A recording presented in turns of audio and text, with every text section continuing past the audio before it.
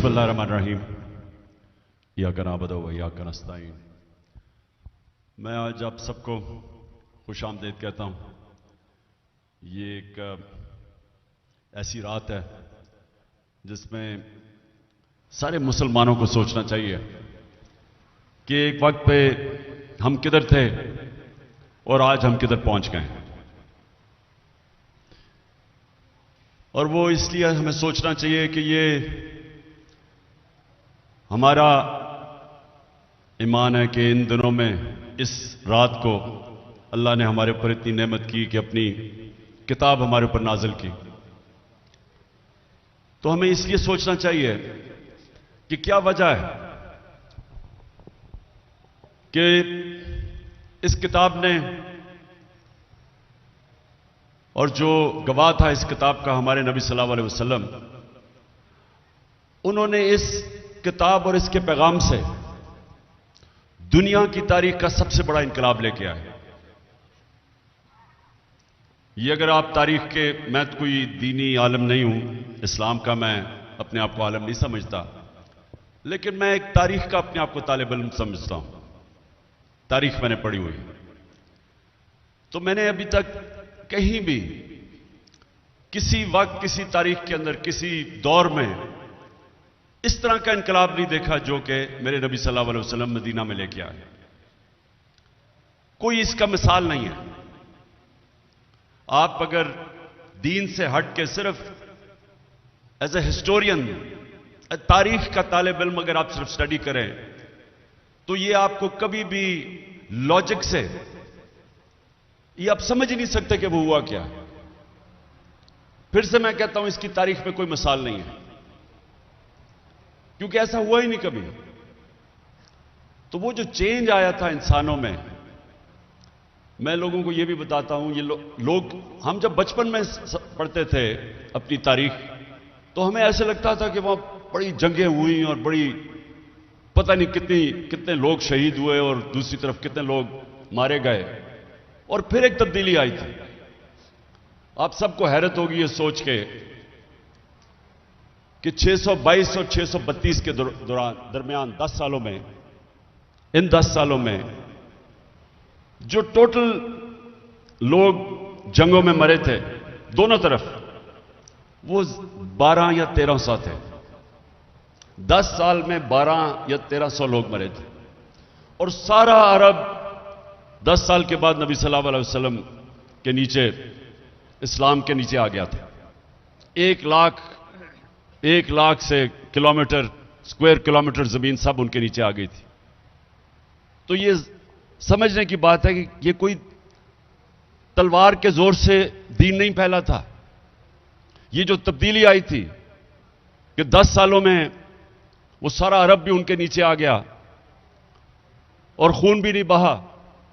جس طرح جب منگولین نے، انہوں نے بھی فتح کی تھی ایک دفعہ دنیا، لیکن کروڑوں لوگوں کی جانیں لی انہوں نے اور خون کے دریا بہے۔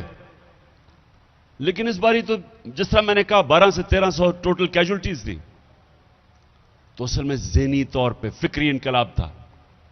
انسان بدل گئے تھے۔ قرآن کی جو آیت ہے کہ میں کبھی کسی قوم کی حالت نہیں بدلتا جب تک وہ قوم خود اپنی حالت بدلنے کی کوشش نہ کرے۔ تو انسانوں نے اپنے آپ کو بدلا تھا، اور وہ پیغام تھا قرآن کے اندر، اور وہ نبی صلی اللہ علیہ وسلم وہ چلتے پھرتے قرآن تھے، اس لیے اللہ کا حکم تھا ان کی اس سنت پہ چلو، ان کی شریعہ پہ چلو۔ تو اس پیغام نے انسانوں کو بدل دیا، اور ان انسانوں نے دنیا کی امامت کی۔ یعنی یہ اگر آپ دیکھ لیں کہ 625 جنگ بدر، اور 11 سال کے بعد یارمک کی جنگ، جدھر رومن ایمپائر یارمک میں ہارتا ہے مسلمانوں سے، اور اس کے اگلے سال دوسرا سپر پاور پرشین ایمپائر وہ ان کے سامنے گھٹنے ٹیکتا ہے۔ 11 اور 12 سالوں جنگ بدر کے بعد 313 لڑنے والے، یہ کوئی سمجھا دے کہ یہ ہوا کیا؟ 11 اور 12 سالوں کے بعد دنیا کی 2 سپر پاورز ان کے سامنے گھٹنے ٹیک دیتی ہیں۔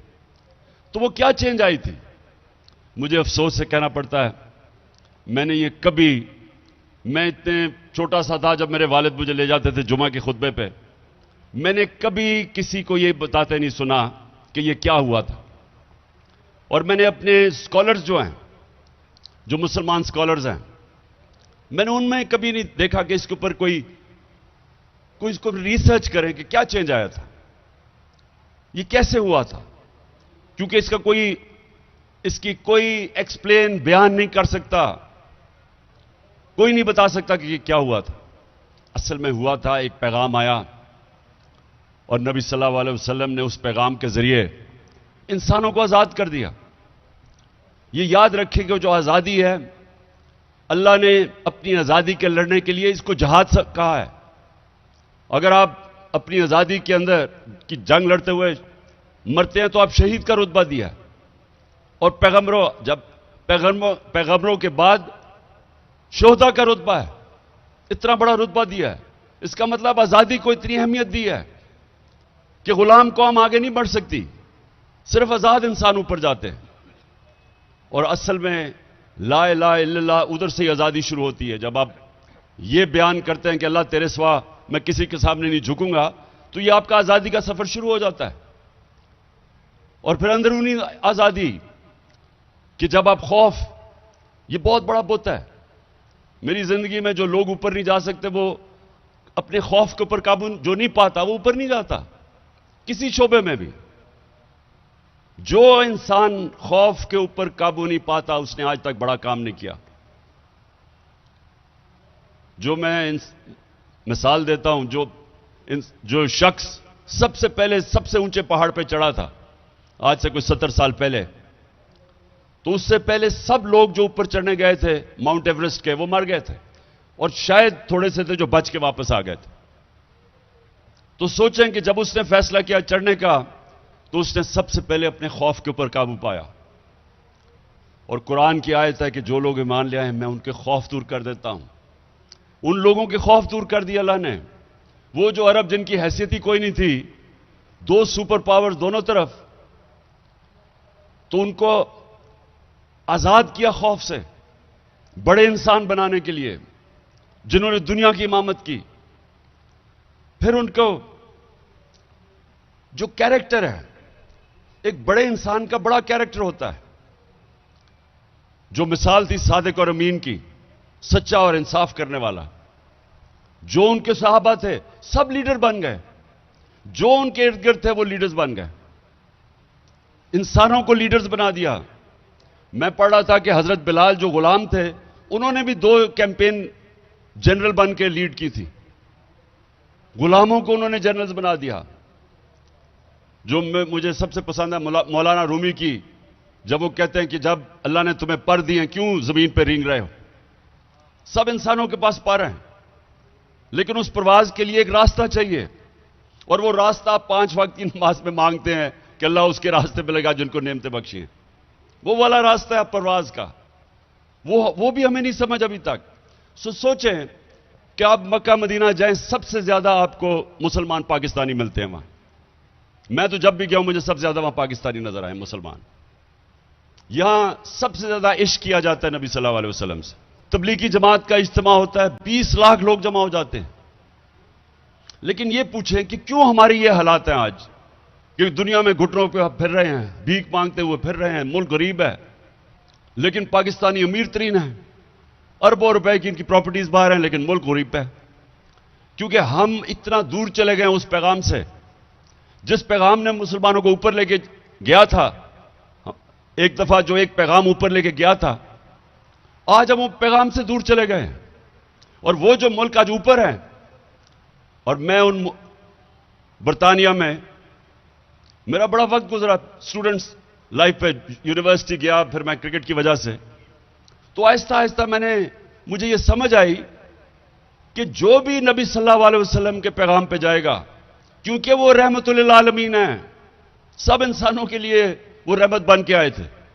تو وہ یہ نہیں تھا کہ رحمت المسلمین، نہیں تو ہو سکتا ہے صرف ہم ہی مسلمان ہی اوپر جاتے ان کے پیغام پہ چل کے، لیکن وہ سب انسانوں کے لیے رحمت بن کے آئے تھے. تو جو بھی انسانی معاشرہ ان کے حکم پہ چلے گا وہ اوپر چلا جائے گا. جس طرح مسلمان تب اوپر گئے تھے، مدینہ کے بعد کئی 100 سال تک انہوں نے دنیا کی امامت کی.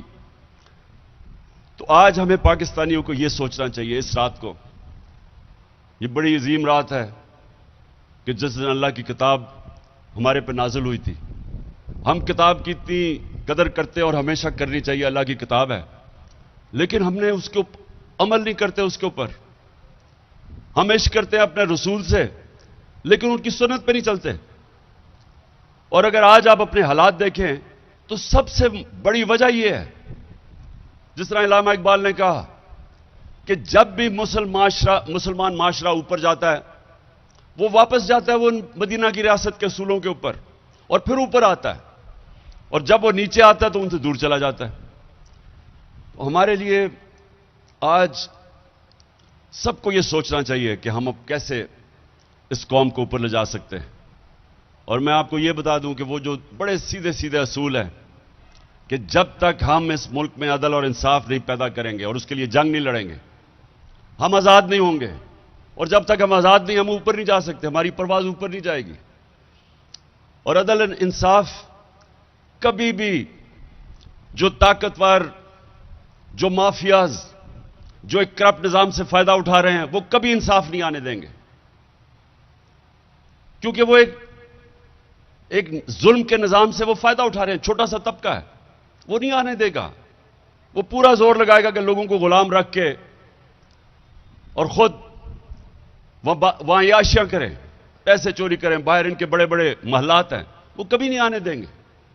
اور یہ یاد رکھیں، آزادی اس لیے تو اللہ نے اتنا بڑا جو اپنی آزادی کے لیے لڑتا ہے یا غازی یا شہید کا رتبہ دیا ہے، کیونکہ غلام کی پرواز کچھ نہیں ہوتی. غلام قومیں اوپر نہیں جا سکتی، صرف آزاد انسان اوپر جاتے ہیں، جو کہ اگر آپ غور کریں گے تو مدینہ کی ریاست میں آزاد ہوئے تھے انسان. عدل اور انصاف سب سے پہلے قائم کیا تھا، کوئی قانون کے اوپر نہیں. میری بیٹی بھی اگر جرم کرے گی سزا ملے گی. بڑی قومیں تمہارے سے پہلے تباہ ہوئی، جدھر طاقتور کے لیے ایک قانون، وہ چوری کرتا تھا اس کو پکڑتا نہیں تھی اور صرف کمزور چوروں کو جیلوں میں ڈالا جاتا تھا، قومیں تباہ ہو جاتی تھی. حضرت عمر، حضرت ابو بکر، حضرت علی پہلے جب وہ خلیفہ بنے پہلے بیان میں کہا کہ میں انصاف قائم کروں گا، میں طاقتور کو قانون کے نیچے لے کے آؤں گا. یہ سب سے بڑی ایک مسلمان معاشرے کے اندر جب آپ کہتے ہیں نا ہم شریعہ چاہیے تو سب سے پہلا کام ہے عدل اور انصاف قائم کرو. جب تک وہ نہیں ہے ایک قوم اوپر نہیں جا سکتی، خوشحال نہیں ہو سکتی. ہم سنتے تھے جی میں ایشین ٹائیگر بنا دوں گا پاکستان کو، یا میں کوئی لاہور کو پیرس بنا دوں گا. کوئی آج تک ایشین ٹائیگر یا پیرس نہیں بنا جب تک وہ رول آف لا نہیں ہوتا، جب تک انصاف نہیں ہوتا. ڈنمارک نمبر 1 ہے 140 ملکوں میں رول آف لا یعنی انصاف کے انڈیکس میں 140 ملکوں میں ڈنمارک نمبر 1 ہے. پاکستان 129 نمبر ہے 140 میں سے. اور وہاں $68,600 ان کی اوسط آمدنی ہے، $68,600، اور پاکستان کی $1,600 ہے. کیونکہ وہ انصاف ہے، وہاں خوشحال ہیں. اپنی تاریخ اٹھا کے دیکھ لیں، جب ہندوستان میں کوئی آیا ایسا حکمران جس نے انصاف قائم کیا، خوشحال ہو گیا. بلبن کی تاریخ اٹھائیں اور علاؤدین خلجی کی، کیونکہ وہ انصاف کرنے والے تھے، وہاں خوشحالی آ گئی.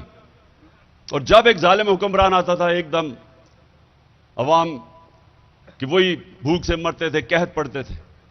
تو ہمارا بھی آج ساری دنیا میں بھی یہ دیکھ لیں، جن ملکوں میں انصاف ہے وہ خوشحال ہیں، جن میں نہیں ہے وہاں وسائل کے باوجود بھی غربت ہے.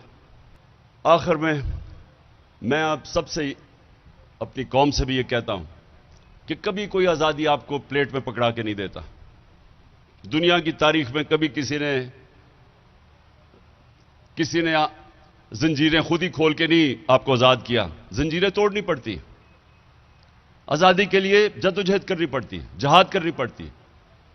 اور پھر جب آپ اپنی آزادی لیتے ہیں تو آپ کی پرواز اوپر جاتی ہے. ہمارا یہ وقت ہے اس وقت پاکستان میں کہ جب آپ انسانی حقوق نہ ہو، طاقتور جو مرضی کرے، چوری کرے اور NRO لے لے، اور دوسرے لوگ اگر وہ ان سے کہیں کہ ہم آئین چاہتے ہیں تو ان کو پکڑی جیلوں میں ڈالیں، جیلوں کے اندر ان سے تشدد کیا جائے، تو یہ نظام نہیں چل سکتا.